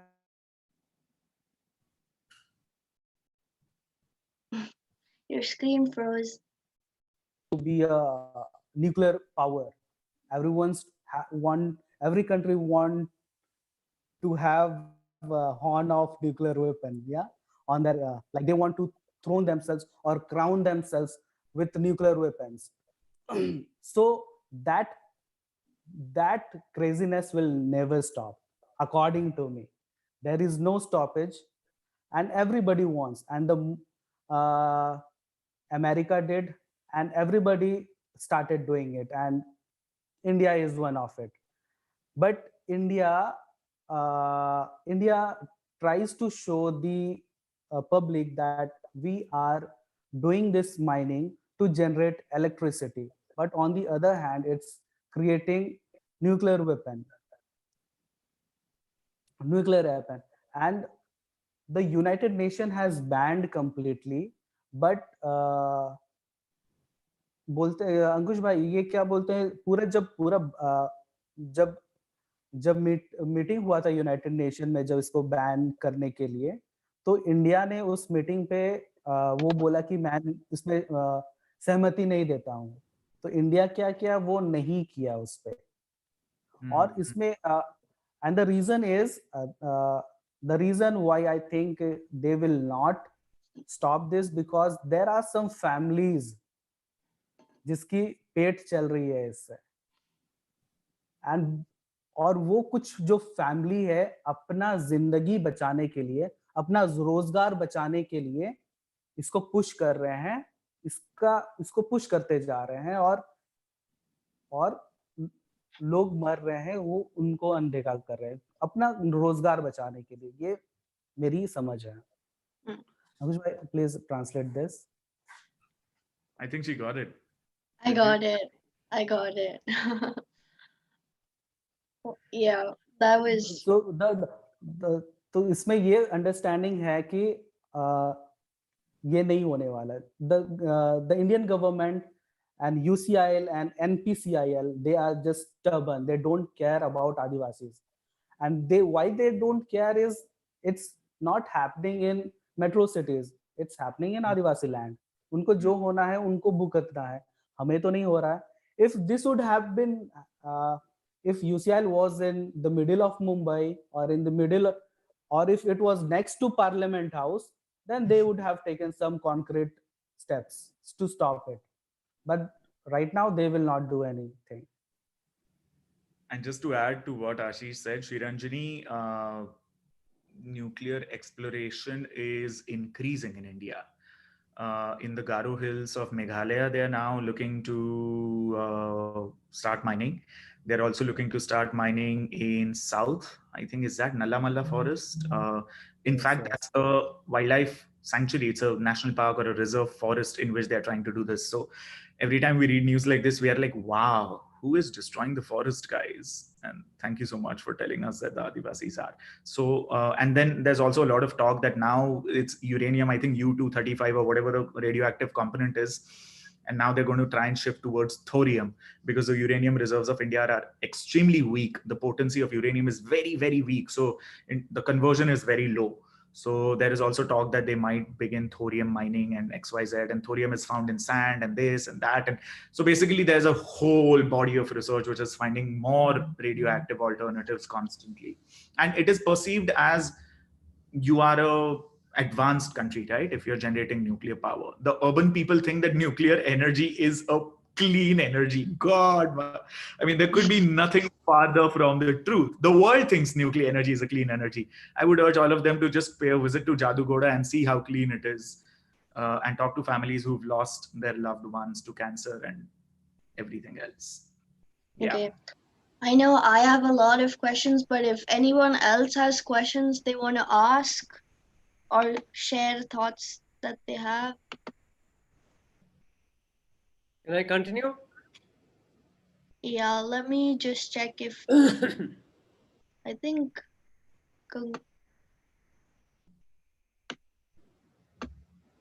Yeah, Okay, all you right. can go Thank ahead. So see, एक बात जो है मैं समझना चाहता हूँ कि ये जो नैरेटिव है it seems a little strange to me, but then see, when you are involved with an area of activity, our understanding of things are different from what is the mass understanding. So I have never understood, I have never seen much of this narrative that tribals are destroying forests. So, but you are referring to it, जैसे कि आशीष और the gentleman Ankush. Ankush, both of you are talking of this narrative that forests are being destroyed by tribals is what people think, but I have not heard it, so forgive my lack of knowledge on it. But what I'd like to understand it is that a narrative that the forest department is trying to spread? Because in the general domain, public domain, I don't think that exists. I could be ignorant of it, but yes, the problem has been that tribals are actually being disempowered by the previous laws. जैसे कि the forest policy before Forest Act came used to actually lead to evictions of tribals and random actions by government when they needed land for mining and other things. My bigger question is how does it impact these tribal communities? Number one, just as Ankush said, that some tribal elders or tribal communities and villagers have been bribed by outside corporations or government. Now that bribing is only possible if these communities have already become consumerist. If they're living their traditional way of life where they live in abundance, they don't need money. So what is causing these people to become consumerists? Because is it because they're not allowed to live in their normal land? Also, I'd like to understand the implication of Forest Right Act when it says if you get a pata, you have access to 4 hectares land. What does it mean? Do you actually have ownership for a 4-hectare land, or are you allowed to because it's a large piece of land? Are you allowed to travel on that piece of land, or are you allowed to do agriculture on the piece of land? Because traditionally native indigenous communities have been sustainable, which is they don't destroy the forest because they were not like they were not doing any extreme activity in a small piece of land. They were living in the forest, which means it could be thousands of hectares, and they could just collect stuff from around there and they could live. So they did not need money. Two, they did not need to own anything. So they didn't actually, I mean, this is my understanding, I could be wrong, but they didn't have to have a particular piece of pata or a house because the whole forest was their house. So, but when they start living like us, like villagers and like city people, where a document gives them a right to a particular piece of land, a home, then they become like us. Because if you are going to live there, then you need a source of income to actually get your food. Then you need to own things, and if you don't live in that freedom, which comes with being able to have access to thousands of hectares of land, then you feel very constricted and then it kills your spirit. Then you start taking to alcoholism. This is what happens to a lot of tribals, as far as I know. Once they are prevented from living the way they used to live earlier in freedom, then they become alcoholics and they completely destroy themselves. And I've heard this from many places.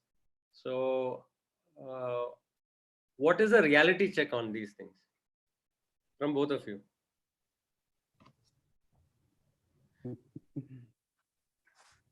मैं बोलना चाहूँगा इसमें। तो सबसे पहला तो ये है कि आपने जो कहा कि आदिवासी कंज्यूमर बन रहे हैं आज के टाइम पे कंज्यूमर आदिवासी लोग बन रहे हैं, इसलिए बन रहे हैं क्योंकि जादूगोड़ा का ही एग्जाम्पल जो मैंने खुद विटनेस किया है उसी का एग्जाम्पल दे रहा हूँ। आदिवासी के पास ज़मीन हुआ करता है और वो ज़मीन में खेती-बाड़ी किया जाता है। उसके बाद कंपनी आती है, उसकी जो जितनी ज़मीन है जिससे उनका पालन-पोषण हो रहा था, उनकी परिवार चल रही थी, वो पूरा ज़मीन एक एक यूरेनियम कंपनी में ले जाती है। तो एक यूरेनियम कंपनी ले जाती है तो उसके पास दो ऑप्शन है। कंपनी बोलती है आपकी जो जमीन की जो कॉम्पनसेशन है एक आप वो ले जाओ, या तो आप कॉम्पनसेशन लो, और दूसरी है कि आप कंपनी में जॉब करो। और जॉब करो तो वो उनको मजबूरन अपनी परिवार चलाने के लिए, और ये उस वक्त की बात कर रहा हूँ जब ऑलरेडी जब मनी इंट्रोड्यूस हो चुका था ये दुनिया में। लोग इसकी वैल्यू दिखाया गया कि आप पहले के टाइम में होता क्या था गांव पे कि आदिवासी एक्सचेंज करते थे कि चावल के, मान लीजिए कि आपको मटका चाहिए, कोई पूजा पाठ में आदिवासियों को मटका की जरूरत पड़ती है, तो अगर कोई लोहार या जो मटका बना रहा है, जो परिवार जो समुदाय मटका बनाता है, तो हम लोग उसको चावल देते हैं, क्योंकि वो मटका बनाता है, वो चावल उगाता नहीं है, उगाता आदिवासी है। तो हम लोग उनको चावल देते हैं और वो हमें मटका देते हैं। तो उस तरह का एक्सचेंज होता था और हर चीज में होता था ये। अगर हम लोग पहले के वक्त पे जो तीर हम लोग बनाते हैं, आदिवासी तीर नहीं बनाते हैं, तीर बनाता है लोहार। अगर हमें तीर का जरूरत है तो हम उनको चावल देंगे, वो हमें तीर बना के देगा, बो एंड एरो बना के देगा। तो ये होता था। लेकिन अगर हमें उसे चावल देने के लिए जमीन ही नहीं है तो उनको बदले बाद में हमें उनको पैसा ही देना पड़ा, मजबूरन कमा के देना पड़ा, क्योंकि हम चावल उगा नहीं सकते हैं। तो ये हुआ और ये बहुत आदिवासियों के साथ हुआ। और उसके बाद आपको बता रहा हूं, उसके बाद आज के टाइम पे नौकरी वालों की लाइफस्टाइल को ऐसे प्रोमोट किया कि वो फार्मर्स से बेटर लाइफस्टाइल जीता है। तो वो फार्मर्स फैमिली लोग भी आकर्षित होने लगे वो लाइफस्टाइल जीने में। तो ये हुआ। और हाँ, आज के टाइम पे बहुत सारे लोग भी कंज्यूम करने लगे हैं वो स्टाइल को। आप मुझे ही देख लीजिए, अगर अभी मैं धोती और ये टी शर्ट पहना हूं, और आप समझ लीजिए कि मैं भी वो कंज्यूमर बन चुका हूं। ये फैक्ट है, ये ट्रूथ है, इसको मैं डिफेंड नहीं करूंगा अपने आप को। लेकिन बात ये आती है कि आज के वक्त में भी हम लोग मैं तो ऐसे जगह पे रह रहा हूँ जहाँ कंपनी है, और जो मेरा गांव है वो मिनी टाउन पे कन्वर्ट हो चुका है। तो यहाँ पर एक गांव भी है और मिनी टाउन भी है। लेकिन ऐसे जगह भी है, आज भी है, जहाँ नॉन ट्राइबल लोगों का वहां प्रवेश नहीं हुआ है। वैसे जगह भी है, आज भी वहां पर लोग चावल उगाते हैं, और जब उनको तीर और मटका खरीदने का जरूरत होता है तो आज भी चावल को ही एक्सचेंज करते हैं। और मैंने सरकार को कभी नहीं बोला कि मुझे प्रूफ दिखाना है, मैं ये जमीन में रहता हूं, मुझे प्रूफ दिखाने की आवश्यकता कभी नहीं पड़ी। वो तो सरकार मुझे प्रूफ मांगी ना, और मजबूरन मुझे बनाना पड़ा। मैंने कभी खुद से सरकार के पास नहीं गया कि देखिए मैं यहाँ रहता हूँ। सरकार ने मेरा जमीन में आकर के मुझे पूछा कि आप अपना प्रूफ दिखाओ कि आप यहाँ कितने साल से रह रहे हो। तो ऑब्वियसली फिर हमें प्रूफ दिखाना पड़ा। ये हमारी चॉइस नहीं थी, ये तो उनका थोपा हुआ कानून हमारे ऊपर आया ना। सुपर। तो then there is a connection between ये जो है ना the security of forest. Just a second. sorry. Ashish, do you have time? Are you okay with answering these questions? Yes. Cool. You can continue. I will take a leave. I have a call, please. Okay. Thank you so much, Ankush. Hey, Ankush, can you just wait for just this last one question, because you might have an input. The question is so long, I won't have time to answer, sir. Short question. I was trying to see if the Forest Right Act itself can be amended to make tribals the primary stakeholders in being the security for the forest. As in now you have this already aims to do amend. I think something could be amended when it is first implemented in its true spirit. Okay. 2006 to 2020, 14 years, the law has not been implemented in what it aimed to do. Let us implement that, and then maybe we can think of amendments. Let us first implement what was proposed 15 years ago, because for that 15 years ago, the creation of Forest Rights Act itself took 5 years. So 20 years of work has not been implemented. So there is no question of amendment, right, sir? Let's first implement. See, I'll tell you what happens. Now, there is a. I have to take your leave. I'm really sorry. Oh, Really yeah, sorry for that. You can continue. We'll touch base later. But Thank you, Ankush. See you. feel free to text on Adivasi Lives Matter. We can reply to your question. Sure. Thank तो you so much. आशीष, मैं क्या पूछना चाहता था कि ये जो forest right act है, जैसे कि अभी 74th अमेंडमेंट एक एक्ट है 1990 में पास हुआ पंचायती एक्ट के बाद। एक पंचायती एक्ट क्या है, रूरल एरियाज में थोड़ा बहुत इम्प्लीमेंटेशन अच्छा हुआ है, तो गाँव में पंचायत सब बनने लगे। लेकिन 74th अमेंडमेंट उसी के साथ जो जुड़ा हुआ था, जो इम्प्लीमेंट नहीं हुआ, वो है नगर पालिका। तो नगरों में जो पालिका आना चाहिए वो नहीं हो रहा है। तो हम सोच रहे हैं कि 30 साल में इम्प्लीमेंट क्यों नहीं हो रहा है। तो क्या है कि वो एक्ट का डिजाइन ऐसा है कि वो स्टेक होल्डर्स एग्रीमेंट में नहीं आते। तो कभी कभी क्या होता है, वो एक्ट में ही थोड़ा बहुत फंक्शनल ये रहता है कि ठीक नहीं हो रहा है। तो फॉरेस्ट राइट्स एक्ट में भी क्या कोई ऐसी प्रॉब्लम्स है जिससे उसका इम्प्लीमेंटेशन प्रॉब्लम हो रहा है? मैं सोचता हूँ कि अगर फॉरेस्ट राइट एक्ट इम्प्लीमेंटेशन से एक बड़ा जो स्टेक होल्डर है फॉरेस्ट डिपार्टमेंट, उनको लगता है कि हमारा नुकसान हो रहा है, तो वो हमेशा अपोज करते रहेंगे, वो इम्प्लीमेंट होने नहीं देंगे। और तो वो तो वेल एंट्रेंच ब्यूरोक्रेसी है, 300 साल से हैं वो लोग, समझ गए ना। तो वो क्या है, लॉ में ही अगर बदलाव लाए कि हर एक फॉरेस्ट एरिया में फॉरेस्ट डिपार्टमेंट से भी ज्यादा वहां की ट्रेडिशनल कम्युनिटीज को पावर दिया जाए, मतलब a sort of new bureaucracy जहां पर tribals have the right to appoint the security for the forest. अगर ऐसा हो जाए and if they have more powers than the forest department in those areas, ऐसी कोई legislation आ जाए तो will it help in implementing forest rights act? नहीं, ऐसे तो बिल्कुल नहीं होना चाहिए। जो फॉरेस्ट डिपार्टमेंट को ज्यादा पावर बिल्कुल देना ही नहीं चाहिए। मैं कह रहा हूँ कि ट्राइबल्स को मिल जाए। हाँ, ट्राइबल्स को बिल्कुल हाँ, देखिए, मेन तो है कि हम लोग जो जगह पे रहते हैं ये 5th शेड्यूल एरिया है। 5th शेड्यूल एरिया की अपनी एक 5th शेड्यूल और 6th शेड्यूल एरिया ये अपने में एक संविधान है, लेकिन इसको प्रॉपरली यूज नहीं किया जाता है। यहाँ पर मोस्ट पावरफुल पर्सन अगर है 5th शेड्यूल एरिया पे तो ग्राम प्रधान है। ग्राम प्रधान के बिना आप सरकार यहाँ पर दखल अंदाजी नहीं कर सकता है। उनको ग्राम प्रधान से ही हर चीज अप्रूवल होनी चाहिए, फिर जाके ही होता है। लेकिन इसकी इम्प्लीमेंटेशन 5th शेड्यूल एरिया की बिल्कुल नहीं है। 6th शेड्यूल एरिया की तो नॉर्थ ईस्ट तरफ में जो है वो भी इम्प्लीमेंटेड अच्छी तरीके से नहीं है। तो सबसे पहले है कि अगर आपको ये प्रॉपर इम्प्लीमेंटेशन हो जाएगा तो आदिवासी समुदाय तो ऑटोमेटिकली ऐसे ही पावरफुल है। लॉ कहता है, लॉ खुद कहता है, लेकिन इसकी प्रॉपर इम्प्लीमेंटेशन नहीं है। और लेकिन हाँ, आपने जिक्र किया ये वाइल्ड फॉरेस्ट डिपार्टमेंट को ज्यादा पावर मिलनी चाहिए, नहीं ना? मैं कह रहा था कि क्या होता है कि अगर लॉ में ऐसा है कि फॉरेस्ट डिपार्टमेंट को अपनी पावर्स हैं and they are the police for the forest area, अगर उनकी पुलिसिंग पावर्स है and they don't like others to get more power than them, they might object. तो अगर उसमें ऐसे लेजिस्लेशन में जो अगर अमेंडमेंट हो कि उनकी पावर्स कम हो जाए, उनकी पुलिसिंग पावर्स कम हो जाए in scheduled forest areas and where there are tribes living there, they become autonomous, मतलब वो ट्राइब का ही प्राइमरी पुलिसिंग पावर हो जाए एंड स्टेट का कम हो जाए। ऐसी लेजिस्लेशन आ जाए तो फॉरेस्ट डिपार्टमेंट ऑब्जेक्ट नहीं कर सकता, वो वहां की जो ट्राइब्स हैं उनको ज्यादा ऑटोनॉमी मिल जाएगी। ऐसे हो सकता है क्या?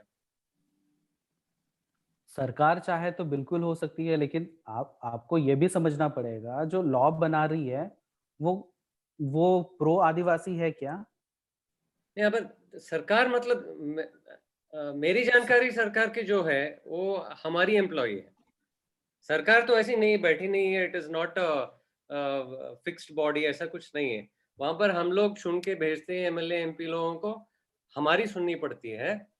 तो अगर हर एक एमपी को पकड़ के अगर लॉबी किया जाए तो कोई भी लॉ बना सकते हैं हम, लेकिन ये पावर कोई समझते नहीं। यही प्रॉब्लम है। हमारी जो नागरिक हैं उनको तो अपनी पावर्स नहीं पता, उनकी तो अपनी जिम्मेदारी भी नहीं पता।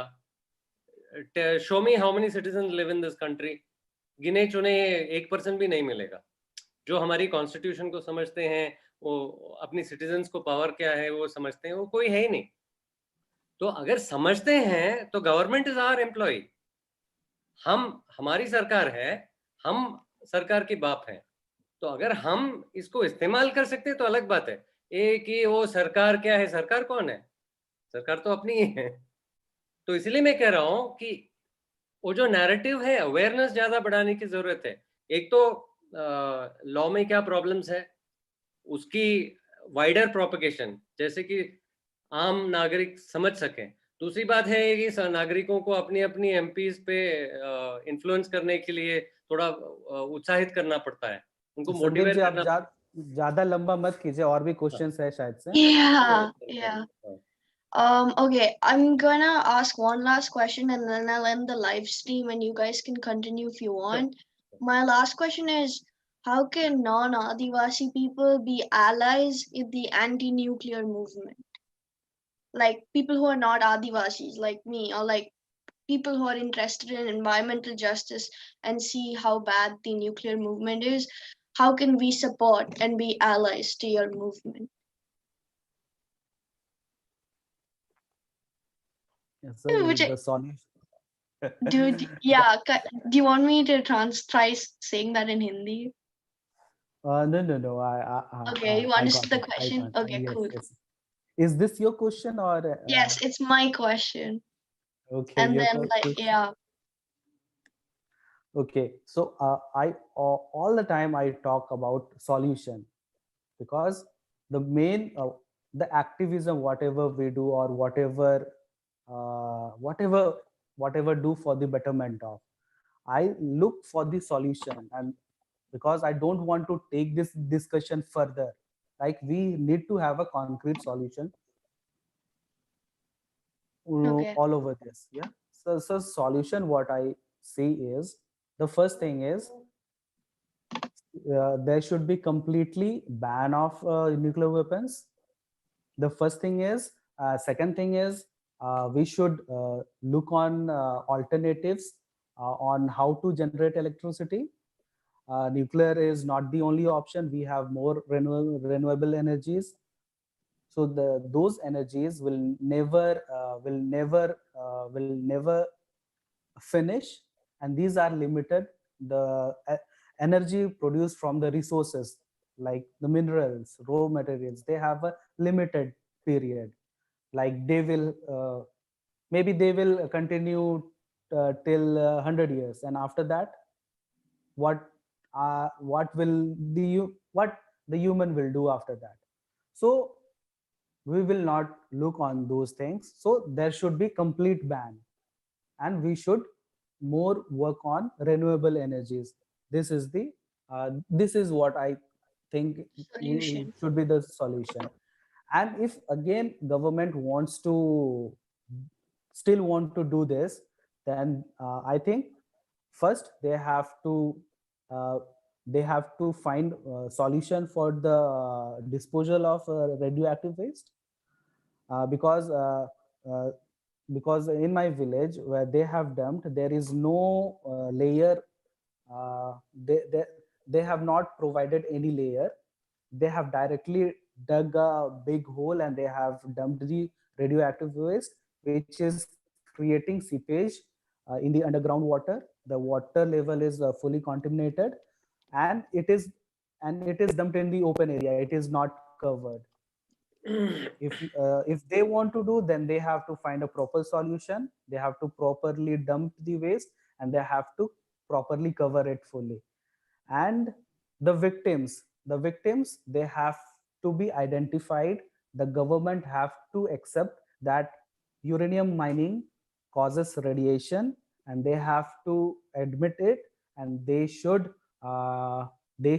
provide health facilities. They should compensate all the innocent people who are getting affected by it.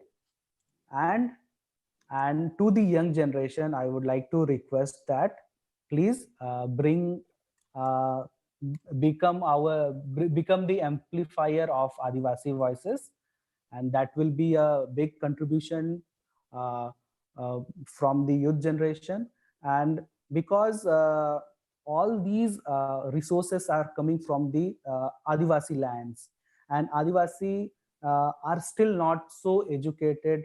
They don't understand the science. They don't understand the radioactive, because this is related to science, because displacement is very easily understood by the Adivasis, but this radiation issue is very complicated, because the humans eye cannot see it, they cannot smell it, the all five senses does not work, so it is very difficult to identify.